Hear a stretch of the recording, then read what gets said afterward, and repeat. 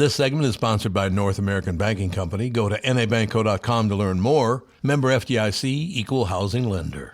Our very special guest today, John DeBoer. Good morning, sir. Hey, how you doing? I'm doing very, there's some pressure on you because, this being a podcast, you can say whatever you want. Right. I just got done, I was on the phone with, Joey Coco Diaz. You know Joey Diaz at all? The name sounds familiar. Yeah, he's an actor, comedian. He's got a big podcast going. He's on all the podcasts out. Joe Rogan, he's on Joe Rogan's podcast all the time, all that stuff. So because you can say whatever you want on the podcast here, if you're going to use the word motherfucker, fuck, there's several other ones. Yeah. You're going to have trouble keeping up. It's just unbelievable. You ever listen to him? You ever listen to his podcast at all? Every word. He does it in an email, too. He sent me an email, and the first thing was, hey, cocksucker. I was like, what? So he's not kidding around. Like, this is really the way this guy talks. Right. Well, what do they call the button that you use if someone says it on the air on the radio? It's a dump button. Okay, you should have a fuck button. Yeah. That sounds very that way you could just add it in. That way you hit the button and it just goes fuck. Fuck. Yeah. Tony's probably got one of those. Say something really pedestrian. Hi, Tony. What the fuck, man? I thought it was a nice salutation. I thought it was a nice greeting. I like, it'd be good. How about the Scarface one with, what's her name going, does everybody have to say fuck all the time? That's good. You ever ever have those buddies where they swear so much that you find yourself doing it all the time? You kind of go, I got to ease back on the Effenheimers. I do. That's why I try not to hang around my parents too much. Sure. Absolutely bad influence. Yeah. My old man was that way for sure. Yeah.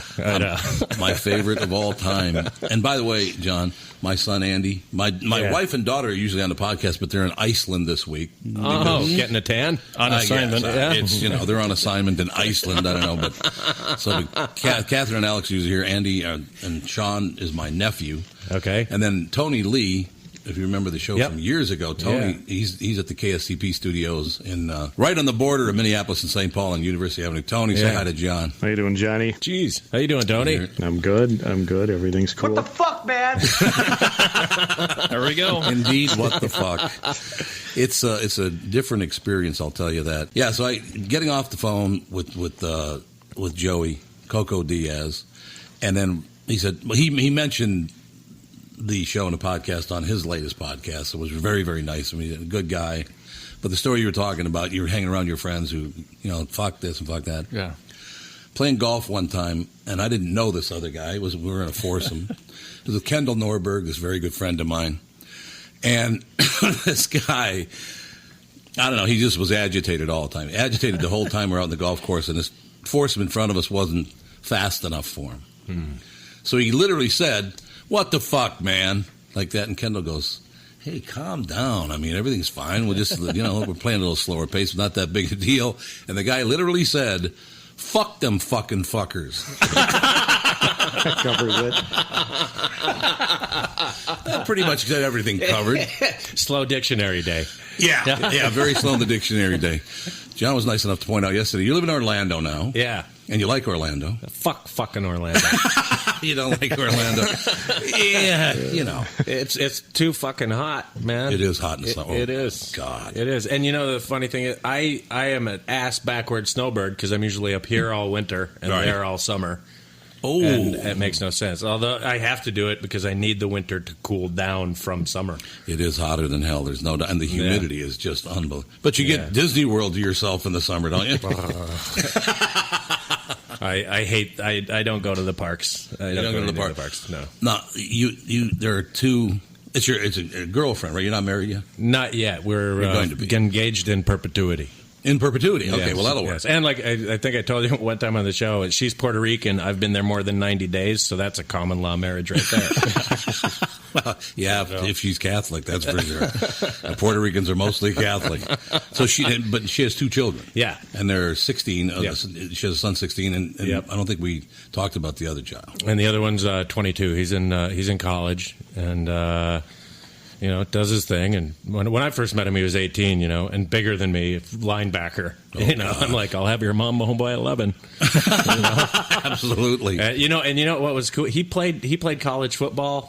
He played for a small school in South Carolina, right? And they got to play the Gators at their home opener because you know how the Gators will always take those small schools and pay them like $1 million, right? Say, hey, we'll kick your ass for $1 million, you know, right? That'll be fun for you. And that was a trip being at that Gators home game, and you know the flyover with the Air Force. Yeah. And all that, and they got their ass beat 52-3 or something like that, and they were happy as a motherfucker. It was amazing.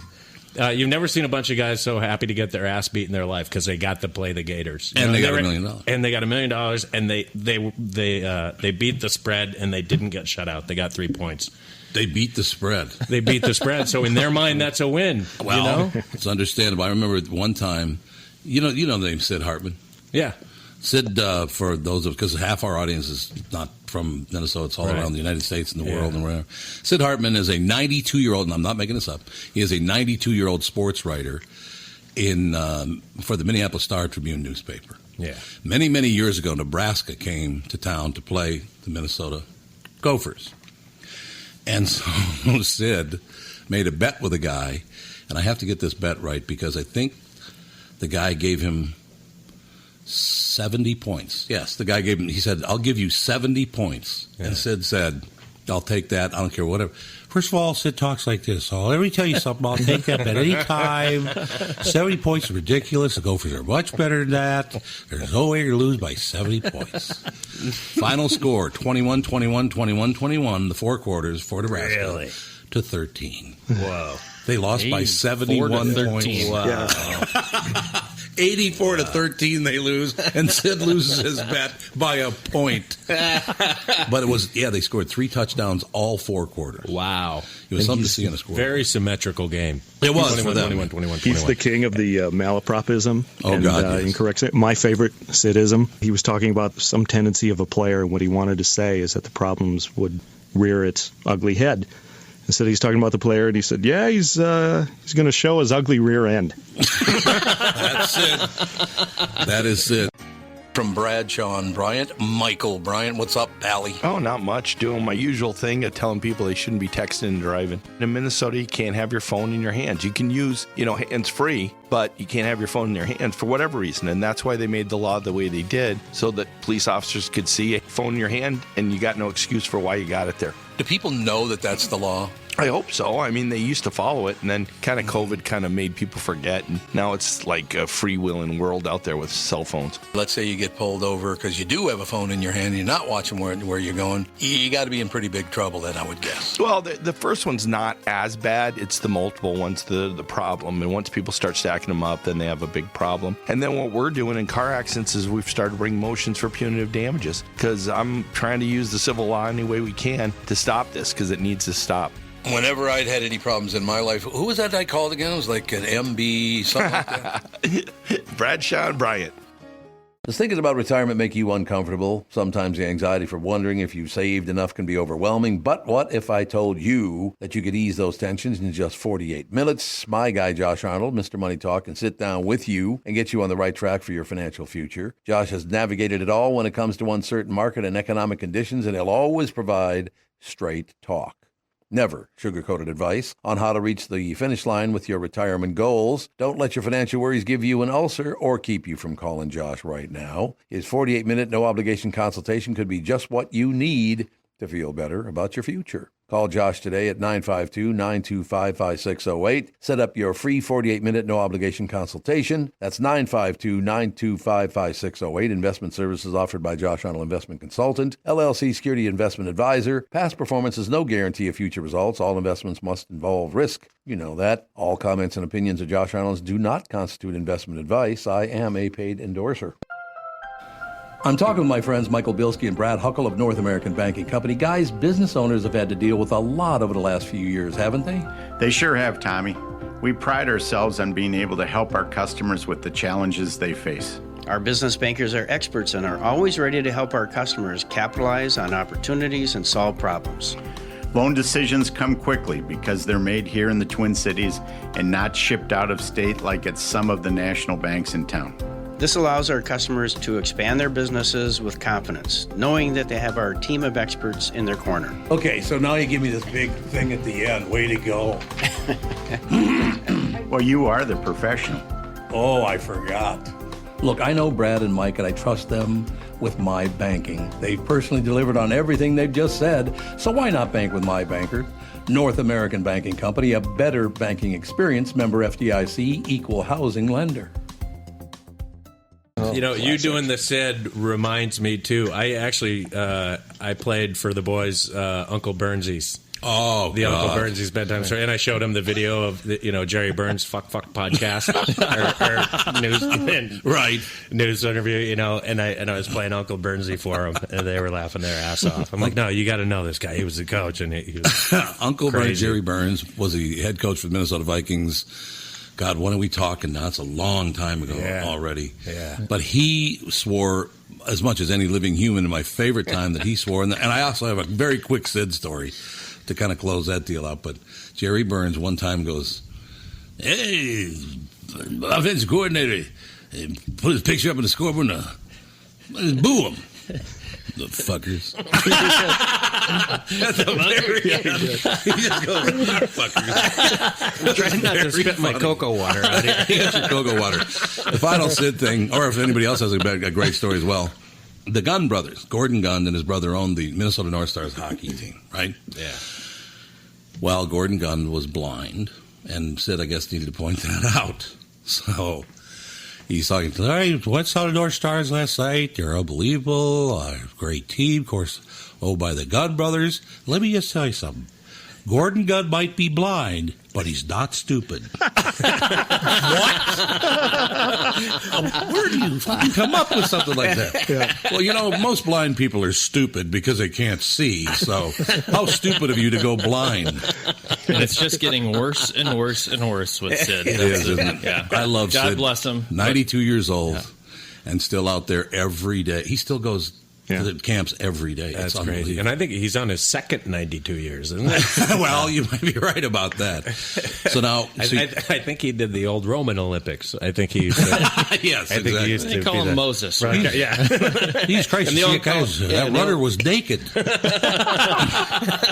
At 92, he was born just a couple decades after the invention of basketball. It barely existed when he was born.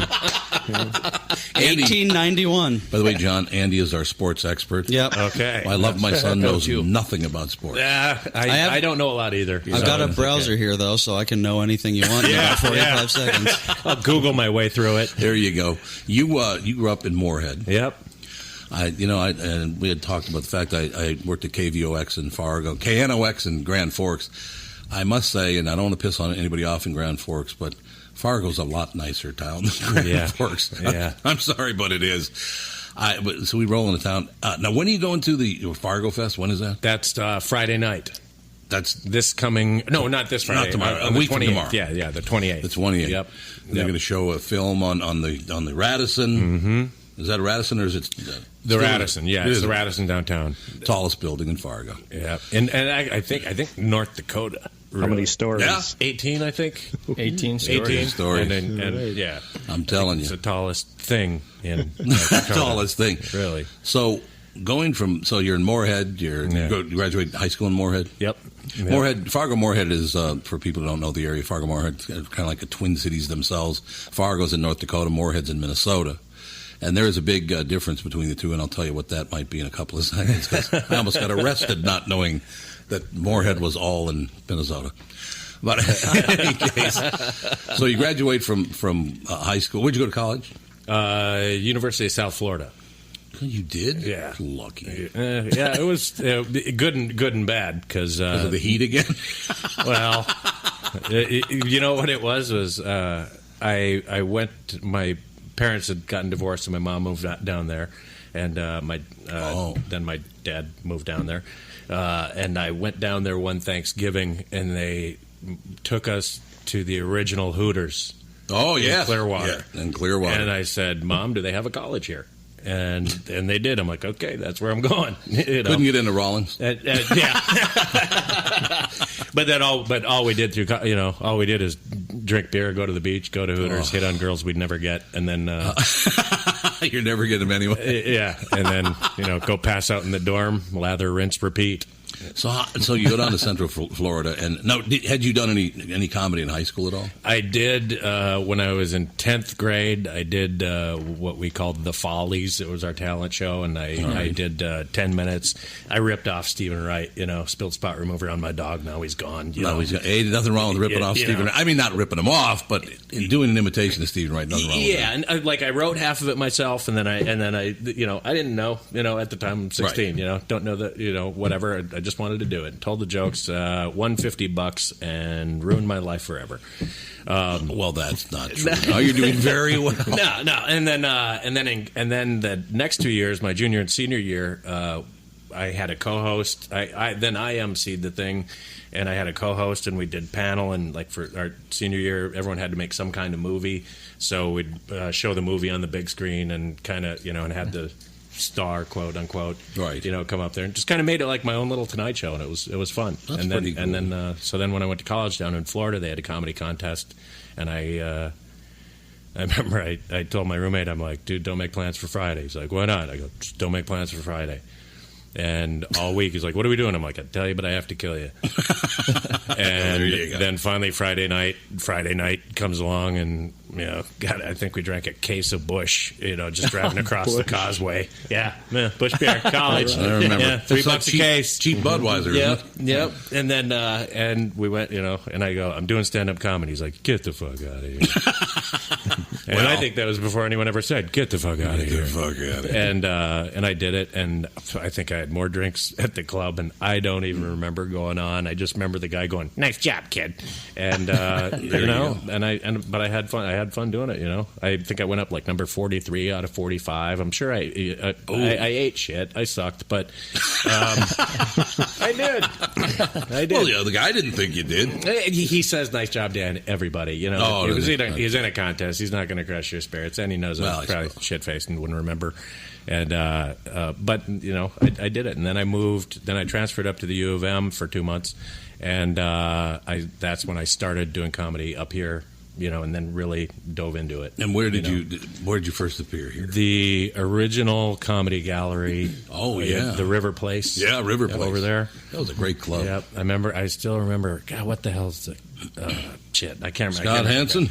Yeah. No, Amazing Jonathan is who I saw. Oh yeah, Amazing Jonathan. We went there. We went there, and I saw him, and I knew, cemented then. I'm like, yeah, this is what I want to do, and started going to the open mics there, and. And you've done very well. And one thing that we didn't get a chance to talk about, John was on the KQ Morning Show yesterday. So, is it tough because you're in Orlando? I mean, everybody goes to L.A. Everyone goes to L.A. and they are in L.A. and they're available all the time, and they go on auditions. They do all. Orlando makes it tougher, doesn't it? Mm-hmm. It does. Like I said, I moved down there for love, and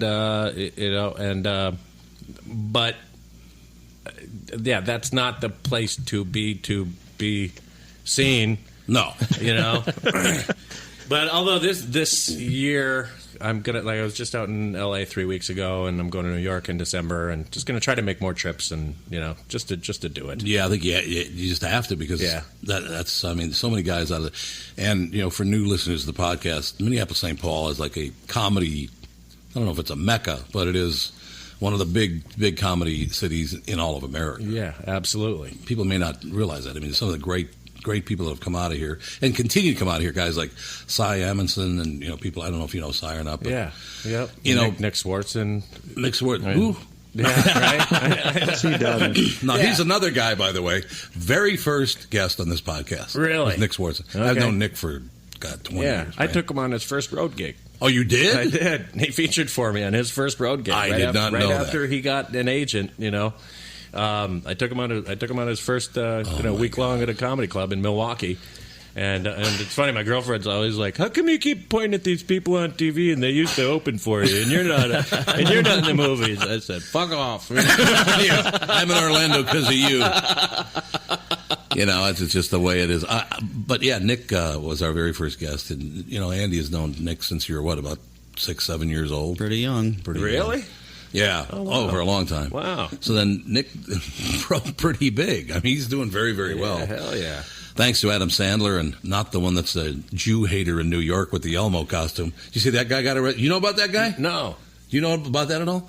There's a guy in New York, this is a true story, just got arrested again yesterday. He puts on a life-size Elmo, you know, the Tickle Me Elmo doll. Yeah.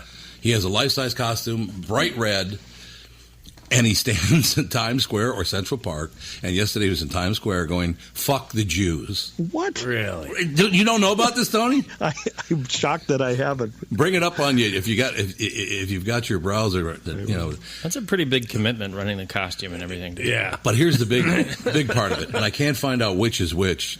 Tony, you know what his name is? His real name? His real name, and I don't know if he had it. I'm assuming he had it changed and couldn't figure out the deal because 6 foot tall red Elmo hollers "fuck the Jew." Tony's a Jew, by the way. Just okay. Bring John up to date. I can hear it. I can hear it. You can tell.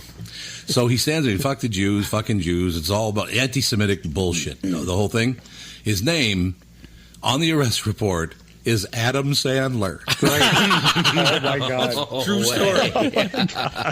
Now, if you were anti-Semitic, which he is, obviously. And I guess he names his costume Tickle Me Allah. That would not be a good idea. He might protest. Tickle Me Shiksa. Why would you pick a... I had me Shiksa's tickled one time. Why would you pick a Jew's name if you hated Jews? If he did have his name changed. Maybe he's a self-hating Jew. He might be a self-hating Jew. Maybe Hans Gruber made him do it. He's got a lot of guilt. Hans Gruber. From Die Hard? Yeah, isn't that the plot of Die Hard 2 where he made John McClane go into Harlem and wearing that sandwich board? That's No, right. Yeah. that was a later one. Oh, that Hans wasn't 2? Gruber. No, it wasn't And he does that. by the way. Gruber. 2. was when he got ejected from the plane at the end. Andy does things like Fiery cloud. tossing things like Hans Gruber, and then he'll tell you how cold fusion works. You don't know that, don't you? Yeah, he got. I don't think anyone knows how cold fusion works. No, I suppose. Well, they claim that they're close to it in any A case. few people have, but then they kind of disappeared. So, My take on that is, you know how with all the marijuana laws and this and that, and, Right. and the energy crisis we see. By the in way, house it's that fucking we John can't- beating on my desk. That's not me. Oh, You could do it. good. Oh, I didn't know that. You can do it. I don't care. I just people. I don't want them to think I'm getting like nervous. I'm like, Yeah. Why don't they let the potheads, because you know how the potheads really, if they can invent anything if they put their mind to True. it, why don't they say that we will make marijuana legal if you can solve cold fusion? Yeah. And you would have this country running on a 100-foot bong within a month. That's true. Really? It's really, well, Nikola Tesla tried to do that very thing, didn't he, Andy? Right. do cold fusion. Yes. Kind of like an X Prize for potheads, you know? Yeah. Yeah, there you go. Would work. But I mean, he had a method of delivering free electricity, and they just shut it down. They completely. shut him down. They And shut they him murdered down. Well, Thomas Edison, I'm pretty sure he was the one that kind of crapped all over Tesla. Tesla. Yeah, he is too. Isn't there a movie coming out on Tesla? There is. I think that's the hair metal band. Exactly. No, there actually is a hair metal band named Tesla. Yeah. Which, And you'll watch it. Oh, yeah, definitely. You look. oh, I would watch that movie. Watch it. He's in it. That's right. He got a part in the movie, and the star of the movie as Nikola Tesla, Andy Bernard. You're gonna have to act really weird, Andy. That's just how it is. Does thinking about retirement make you uncomfortable? Sometimes the anxiety for wondering if you've saved enough can be overwhelming. But what if I told you that you could ease those tensions in just 48 minutes? My guy, Josh Arnold, Mr. Money Talk, can sit down with you and get you on the right track for your financial future. Josh has navigated it all when it comes to uncertain market and economic conditions, and he'll always provide straight talk. Never sugar-coated advice on how to reach the finish line with your retirement goals. Don't let your financial worries give you an ulcer or keep you from calling Josh right now. His 48-minute no-obligation consultation could be just what you need to feel better about your future. Call Josh today at 952-925-5608. Set up your free 48-minute no-obligation consultation. That's 952-925-5608. Investment services offered by Josh Arnold Investment Consultant, LLC Security Investment Advisor. Past performance is no guarantee of future results. All investments must involve risk. You know that. All comments and opinions of Josh Arnold's do not constitute investment advice. I am a paid endorser. It's time for Wellshire Alzheimer's and Dementia Care Facilities. Wellshire Alzheimer's and Dementia Care Facilities are a place where your loved one will live with pride and dignity. If you care deeply about someone in your life, Wellshire is the place I highly recommend. Wellshire is a memory care-focused facility that has a full nursing team, always staffed within the building 24 hours a day, 7 days a week. They have never used or relied on any staffing agencies. Wellshire of Medina is now accepting elderly waivers after 12 months of private pay. And when I say things like this, if you're brand new, since it's a brand new show, some brand new people might be listening, I know them personally. And I don't say I know people personally, yes, I do. Matter of fact, I know 2 generations of the family. They're wonderful people. I do know them personally, and they are a family-owned local company conveniently located right in Medina and Bloomington. They are the best staffed memory care facility in the state. Wellshire has a robust community with activities 7 days a week. If your loved one is in need of memory care facility, please get in touch with my friends at Wellshire. Set up a tour or learn more at wellshiremn.com. That's WEALSHIREMN.com. South Dakota is one of the most business-friendly states in the country, and there's no better place to settle down and take advantage of these incentives than in Sioux Falls. As the state's largest city with a metro population of over 290,000, Sioux Falls has low business costs with a high quality of life. There's no state, corporate, or personal income tax, no inheritance tax, and no limits to what your business can achieve.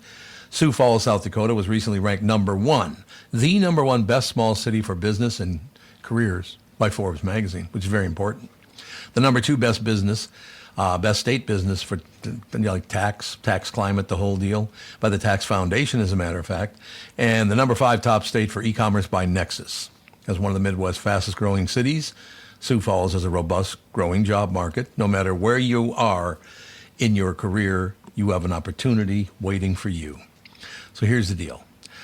Our city's tax-friendly climate and strong workforce don't go unrecognized. Forbes named Sioux Falls one of the top small cities for business and careers each of the last 15 years.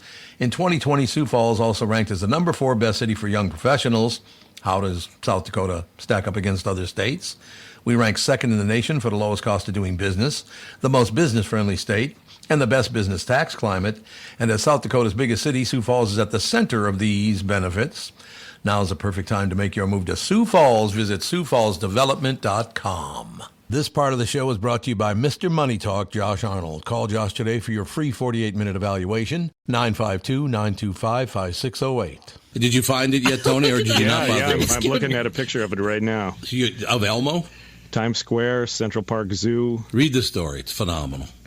You have yesterday's arrest? No, they're showing like a video compilation. Oh, I see. Okay, and it's always anti-Semitic slurs. Always. Yeah. But does it say? Can you find any information out? Andy, can you find out if Adam Sandler is his real name or he had it changed? Yep. Well, it says the man Adam Sandler, 48, et cetera, et cetera. Man. The police did not say what Mr. Sandler was shouting. The whole thing right now, even like with the movie, the anti-Muslim movie that, the shit that happened with the embassies and all that, it blows me away. And it's not a new concept, but it just blows me away the things that people are willing to do over religion. It's crazy. And you look look at this. You know, you've got the Israelis, or the Jews and the Arabs been fighting for how long now? Forever. Thousands of years. Yep. And they're never going to have peace until they learn forgiveness. They're never going to do it. Look at us in Japan. Okay, the Japanese have forgiveness down. Okay, we've been best friends for 60 years, and we fucking nuked them. Of course, we gave them the auto industry. That wasn't bad. Who's going to handle that over here? Have the auto industry. There you go. We won't even take a cut. Yeah, I mean, we nuked them and they forgave us. Now, maybe they're being really patient. Who's to say they're not going to hand us our ass at some point in time? But I got 356,000 miles on my Toyota. I trust the Japanese. I will tell you this. I've never been to Japan, but I got to believe you go to Hiroshima and Nagasaki and you see, hey, kids, you see that shadow there? That's your grandfather. I burned their shadows right into the concrete and steel. And Holy Christ. That must be something to see. People's shadows burned into a building, a bridge. Thanks. Yeah, it's just a...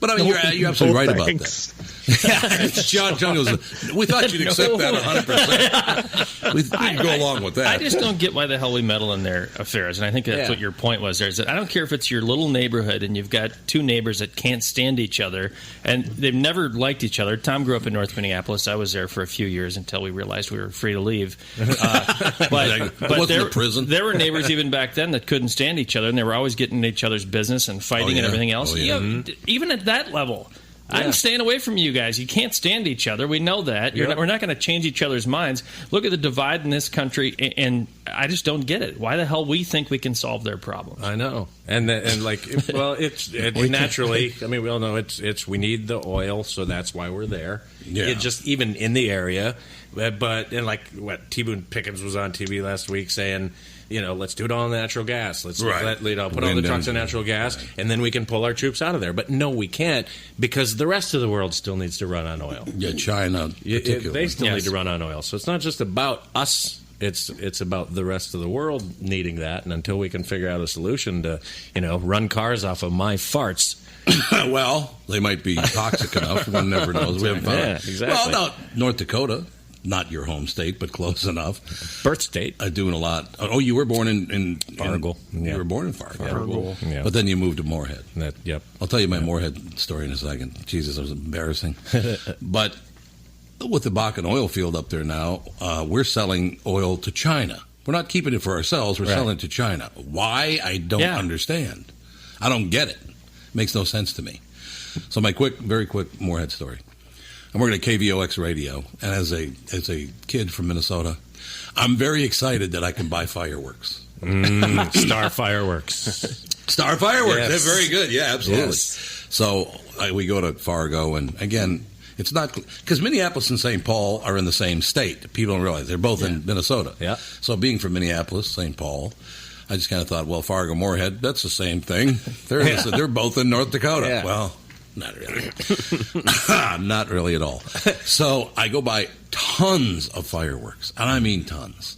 And what better place to shoot out fireworks than in a tower field for a radio station? Ooh. Oh, yeah. So we literally bound together, I would say, 20 bottle rockets, put our own fuses on them. Yeah. We found about a 4-inch pipe, and we had our own bazooka.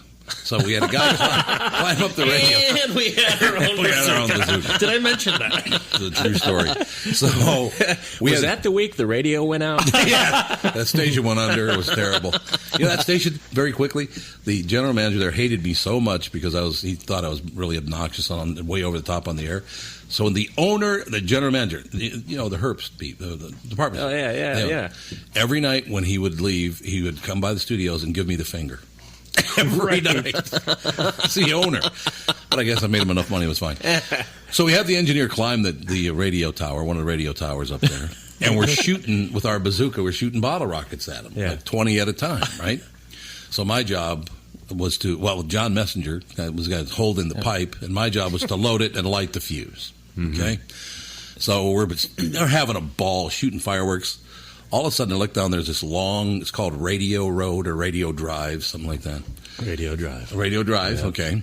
I see this car coming down Radio Drive. It's like, what's that all? Then it gets closer, and I go, uh-oh, that's a cop car. And they all said, oh, Jesus Christ, we're in Minnesota. This is illegal. I'm like, what? They said, yeah, we're not in North Dakota. We're in Minnesota. I said, oh, shit. I was like, everybody go on the fucking station, and we'll lock the door. We'll pretend we're not even here, right? Wear disguises. He's going to fall for this one night. Well, there's nobody here. So everybody goes and hides. And there's a knock at the door. First he tries the door. He can't move the door. There's a knock at the door. So I figured, I'll go answer the door and I can bullshit with him and, get rid of him, all the rest of it. Yeah. So I open the door and the cop, it's a deputy sheriff of, is it Clay County? Yep. Yeah, Cass and Clay County, right. Yeah. So Clay County deputy sheriff, he looks at me and goes, what the hell you think you're doing? I said, what are you talking about? He goes, you're shooting off goddamn fireworks. I said, no, we're not. And he goes, bullshit. And I said, I don't know what you're talking about. I said, I don't know what you're talking about, officer. He goes, I'm not an officer. I'm a deputy. Okay? I said, well, deputy, I don't know what you're talking about. He goes, you're a fucking liar. The cop says to me, to my face, right? And I'm like, sounds like out of the movie. I'm like, bullshit. Yeah. Exactly. So he says, you're a fucking liar. And I said, I don't know what you're on about. We're not shooting off any fireworks. He stops me and goes, okay, this is the last fucking time I'm going to tell you. You lie to me again, I'm going to arrest you. You were shooting off fireworks. Now knock it the fuck off. I said, okay. And I didn't say anything else, right? So he gets in his squad car and he leaves. I'm figuring out, how the hell did he know that, I was involved in it, right, whatever. I go in the men's room, I wash my hands, I look up in the mirror, my face is covered with gunpowder. I mean, literally, my face is black with gunpowder. And I'm looking at him going, no, that wasn't me. I didn't do it. They didn't have to swab you for a residue test to figure it out. No, they didn't at all. But I mean, that had to have been very... Well, you must have just gone over to North Dakota as a kid and just shot fireworks like a bastard. No, we shot him in Minnesota. Oh, you did? Yeah, but we shot him out at the lake, and our lake was about an hour from there. And one time, we would get pipes. We'd get some PVC or metal pipe, whatever, right. and we'd have bottle rocket wars and just shoot them at each other. And we'd put like ski goggles on, so we wouldn't make sure we wouldn't put an eye out or whatever. Good plan. And one time, me and this kid were having a bottle rocket fight, and we were, I think we blew off like 144 bottle rockets at each other, each, and serious, and yeah, that was the goal. Was seriously to try to hit the other guy. Yes, and we were walking back down to the lake, and I started to see some distorted air. Distorted air, that's not good. Not good, like such as the type that's right above a burning fire. And it was a dry, windy day, and we burned about 5 acres. The city of Perham was having their 75th anniversary, and they had a parade, and we pulled the fire trucks out of the parade to go put out this fire. That you said. Like they're having a parade, all of a sudden, and now the fire trucks take off. Everyone's like, where the fuck are the fire trucks going? And my dad was in there with a rake trying to stop it and everything. I just saw this big puff of smoke, and I heard my dad scream, and I'm like, Dad. I mean, I thought I killed my dad there. No, that's not good. It was, and I mean, it was for the next 10 years, there was just this footprint of our fire where you could see it because there was all this nice fresh grass. Yeah. Sure. So I'd like to think that we did nature, a favor. Yeah, reforestation. Reforestation, that's it. Reforestation, there's nothing wrong with that. I mean, you did the best job you possibly could to help Mother Nature. This is all bullshit. I remember one time, what were they? Not M80s, because M80s were the badass ones. Black cherry bombs? These were, I don't know, they're about 1.5 inches long, and I think they're like M70s, just like M80's little brother or something. Okay. But one time I think we probably took apart 50 of them. We'd cut them open, and then we made our own.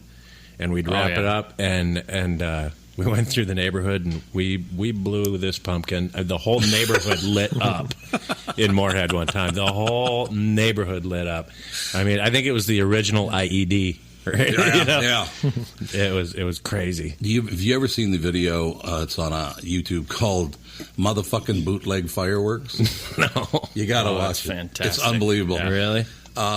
Like my neighbors, it wasn't in North Minneapolis, but it was in a very urban area. Let me put it that way. Mm-hmm. Very urban setting. So they went and bought all these fireworks. The neighborhood did. What they didn't realize that you're not supposed to just put them all in a clump and light the fuse. Uh-huh. They didn't really understand that's not how it went. Oh. So they're taking a video. You got to see it. It's unbelievable. So this guy's taking a video. He goes, and there are explosions everywhere. Yeah. Fire. Like an arms depot. Okay, have you got it? Is it, what am I worried about the content for? I'm like, can we play that on the air? Have you ever seen this, Tony? No. Because the guy goes, all right, you're going to sit out the fireworks now. The motherfucking bootleg fireworks. It's only about a minute long, isn't it? It is labeled motherfucking bootleg fireworks. It is. I wouldn't make that shit up. I'm telling you. Here we go. Here we go. Does thinking about retirement make you uncomfortable? Sometimes the anxiety for wondering if you saved enough can be overwhelming. But what if I told you that you could ease those tensions in just 48 minutes? My guy, Josh Arnold, Mr. Money Talk, can sit down with you and get you on the right track for your financial future. Josh has navigated it all when it comes to uncertain market and economic conditions, and he'll always provide straight talk. Never sugar-coated advice on how to reach the finish line with your retirement goals. Don't let your financial worries give you an ulcer or keep you from calling Josh right now. His 48-minute no-obligation consultation could be just what you need to feel better about your future. Call Josh today at 952-925-5608. Set up your free 48-minute no-obligation consultation. That's 952-925-5608. Investment services offered by Josh Arnold Investment Consultant, LLC Security Investment Advisor. Past performance is no guarantee of future results. All investments must involve risk. You know that. All comments and opinions of Josh Arnold's do not constitute investment advice. I am a paid endorser. For Brad, Sean Bryant, Michael Bryant. Michael, what's up? Dealing with another case where a person gave a statement to the adjuster because they thought the person was really friendly. Is that a good idea? Well, the problem is they know the law when they call you up. And while you're trying to be fair and you're trying to get help, the reality is there are questions you get asked that the way you answer them make a big difference. And people put themselves in trouble. And when they aren't in trouble, they didn't do anything wrong, but suddenly the adjuster's got a statement that can blow up their case completely. What has caused people to be so untrustworthy, I guess is the best way I could put it? They take advantage. Well, insurance companies have hired adjusters whose job it is to deal with unrepresented people. So they're supposed to kind of lure them in, call them every day, see how they're doing, and people are like, oh, I'm doing pretty good. Where the reality is they've kind of adjusted to their problem that they've got going on. So it's not that they're completely better, but the way they say it gets to be a problem. And that's why having somebody who can explain your rights, represent you, make sure that you understand the law before you give a statement can make a big difference in your case. Michael Bryant, Brad Sean Bryant. I'm talking with my friends Michael Bilski and Brad Huckle of North American Banking Company. Guys, business owners have had to deal with a lot over the last few years, haven't they? They sure have, Tommy. We pride ourselves on being able to help our customers with the challenges they face. Our business bankers are experts and are always ready to help our customers capitalize on opportunities and solve problems. Loan decisions come quickly because they're made here in the Twin Cities and not shipped out of state like at some of the national banks in town. This allows our customers to expand their businesses with confidence, knowing that they have our team of experts in their corner. Okay, so now you give me this big thing at the end. Way to go. Well, you are the professional. Oh, I forgot. Look, I know Brad and Mike, and I trust them with my banking. They've personally delivered on everything they've just said, so why not bank with my banker? North American Banking Company, a better banking experience, member FDIC, equal housing lender. Money on the mouth, Vernon. You can't see him on my camera. My shit off, so it don't even matter. There you go. Oh, shit! Oh, Jesus! Jesus! Jesus! Lord Jesus! Oh, Jesus Christ! Oh, Jesus! Jesus! Oh, Lord Jesus! Lord Jesus! Oh, shit! Whoa! Whoa!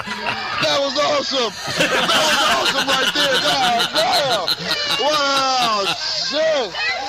Oh, shit! Oh, Lord Jesus! Oh, Jesus! Get the water, Jesus Christ! Lord have mercy! Get the water, nigga! It's going down! Ah, the motherfucking bootleg fireworks shit! Oh, shit! Oh, shit! Isn't that unbelievable, Tony? You know, that's what I look at and just think, went to the moon, did we? Isn't that just one of the most magnificent things you've ever... And by the way, he's going, it's going down, it's going down. It's a little bush that's burning. Really? Just a little tiny, about 3 foot tall bush. Yeah, it's tiny. Now, there are no states where marijuana is legal and fireworks are legal, right? I don't know. And I wouldn't think Because so. that's what they sounded like there. Yeah. It's unbelievable. It's just amazing. Now, Florida, they're not legal in Florida. Yeah, I think they are. Oh, they are? I think they are, because we had a friend who they put on a pretty good thing every year. And oh shit, I did a private party last December for this guy. He was I can't remember his name right now. He's like a world champion fisherman down Babe by Winkleman. It's something not so bad, Winkleman, but it's an ocean fisherman. He's an ocean fishing guy, and he put on a fireworks show. The whole party was at his house that was like freaking like a redneck South Fork, you know? Right. I mean, it was just place was huge, and he put on a fireworks display that you would see at the Taste of Minnesota or something right out of his house. The guy was freaking crazy. And, and then it would stop, and he'd just go right over and look at it, look right over, and be like, what's going on here? Yeah, you don't want to do that. The guy was out of his mind. So, so they must be legal over there. I just love the fact that when guys get together and sit around on a podcast and bullshit, and you can do whatever you want, say what you want, the first things we turn to, of course, would be humor and blowing shit up. Yeah, and blowing shit up. Nobody's pulling any pistols or anything like that, thank God. Now, Tony, as a Jew, what do you think of that? Let's talk about kosher meat. And how we can blow it up.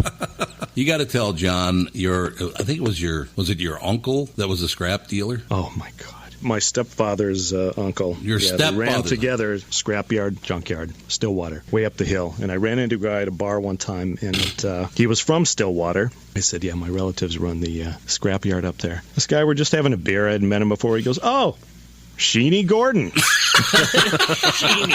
I stood there, and I'm like frozen. I'm like, all right, I got to give this guy benefit of the doubt, or I'm going to have to fucking pop you in the jaw.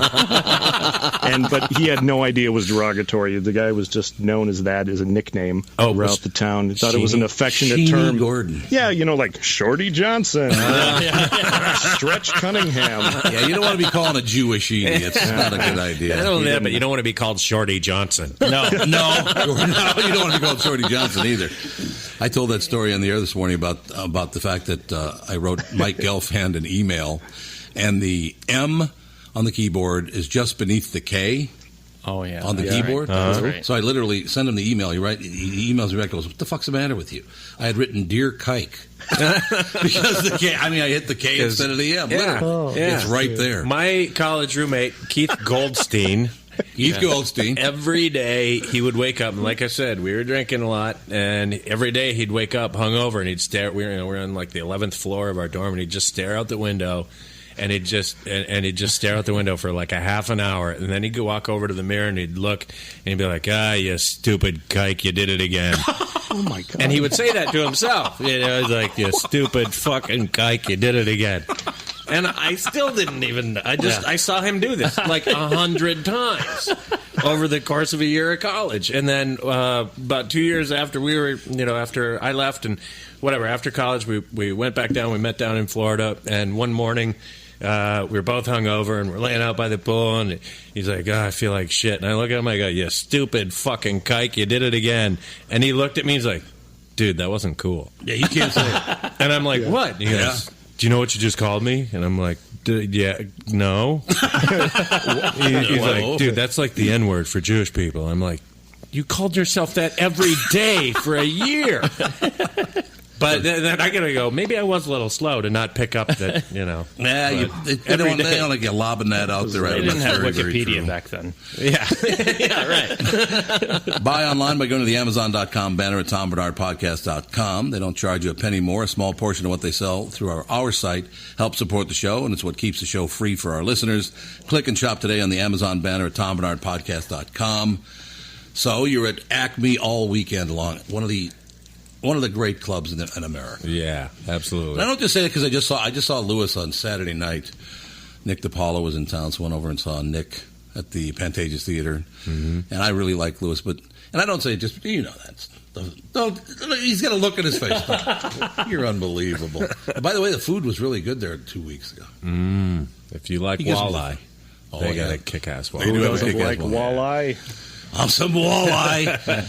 But Lewis has done a great job with that club. It's an amazing place to play. Mm-hmm. It is, and I've been playing there since it opened. And like you were talking about Minneapolis being a mecca. This is why I really miss living up here.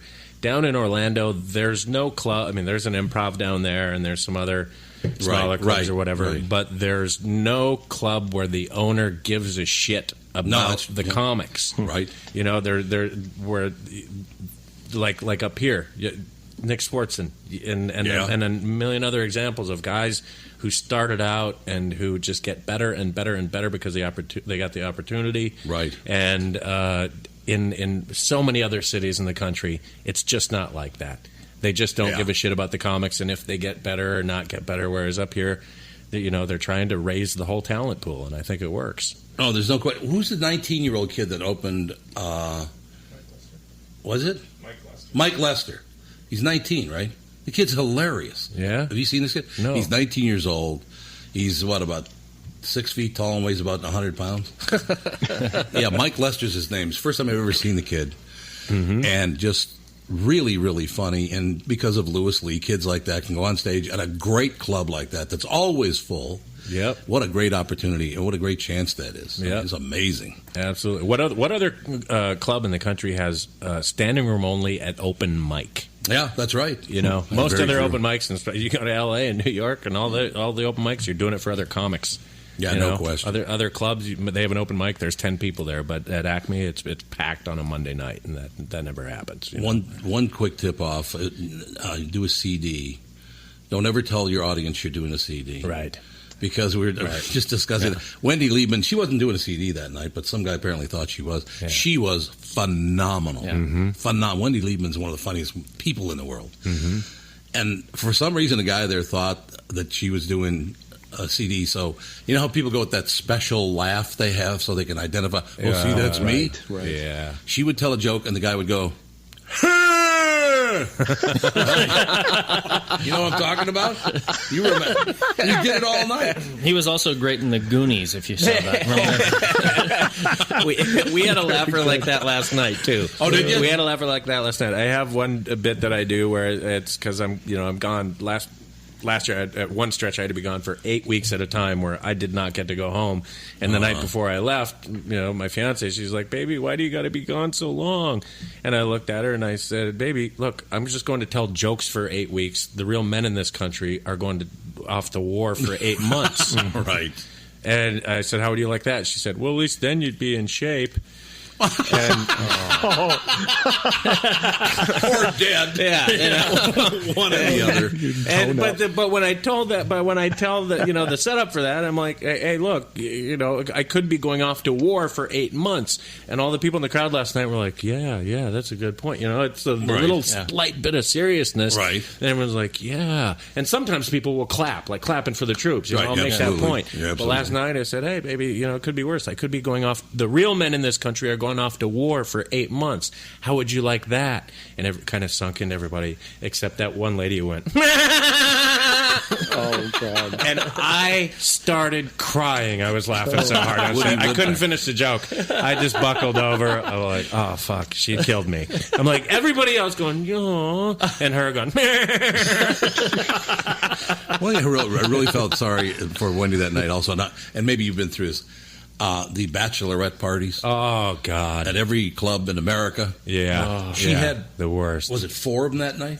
4 bachelorette parties on one night. Holy shit. They did not understand one word she was saying. Right. No. Didn't get any of the jokes. Right. They're like, "Here's my fake dick." Yeah. I mean, they're holding up the little toys, the bachelorette party toys. Yeah. Oh, it's like, oh my, it has to be hell. Yeah, it's the worst because they think the night is about them. Right. That's the problem. They think that I'm in Indiana one time. I made a girl cry. I did. She was sitting right up front, and they wanted to keep talking. He's now with. They were sitting up front, and they just wanted to talk and this and that, and they're just like, "This is her night, and we paid money to get in here, so we'll talk if we want." And I said, "No, bitch. Everybody else paid money to get in here. It's not your night, and you'll shut the fuck up." And I did do that, and she's like, one of them had a job with like Sprint or Verizon, and and so they kept talking stuff. I'm like, all right, fine, I'll at least acknowledge them and talk to them a little bit, try to bring them in, hook them in, and then maybe I can get them to shut up that way. And I started talking to them, and I'm like, "What do you do?" And she goes, "Can you hear me now? Can you hear me now?" And I'm like, "What?" Oh, Jesus. She goes, "What do you do?" I go, "No, what do you do?" She goes, "Can you hear me now? Can you work it?" And then someone goes, "She works for Sprint. Don't you get it? Can you hear me now?" And I go, "Yes, we can hear you now. We can always hear you because your fucking mouth won't shut up." No, I said, "I can't just hear you. I can read your mind. You know how? Your lips move." And I just kept harping on him. I go, you're getting married, right? Okay. I said, if you decided not to get married, would you give the ring back? And she goes, fuck no. I'm like, all right, well, you're a whore, number one. And I go, that went smoothly, I think. Yeah. I go, and number two, you do not understand. That ring is not a gift. Okay, that is a lease. That is a rent to own, bitches. And guess what the payments are? Blowjobs. And so like I said, they picked the fight. I ended it, and at the end, at the end of the show, I think I even walked them. I think I walked them with about 10 minutes to go. Because the girl started crying in the front row. And Jesus! I was happy. I'm like, get the fuck out of the show. I know, but come on, if you're going to take on a comedian, you start crying, really. Yeah. And then they did get up, and then she went and puked. And after the show, her maid of honor. Air quotes. We call him the maid of honor because someone's going to be on her. And did I just hack on her and off her all night? I really did, didn't I? Shit. Anyway, she's there when her maid of honor comes up. She goes, "You just ruined her night." I'm like, "No, you did." John DeBoer at Acme all weekend long and catch him around the country. How many nights a year you spend on the road? Less this year. Last year, I was on the road probably 3/4 of the time. Well, that's because you're going to Iraq this year. Yeah. But this year, I'm cutting back. Working on other projects at home and trying to be home a lot more.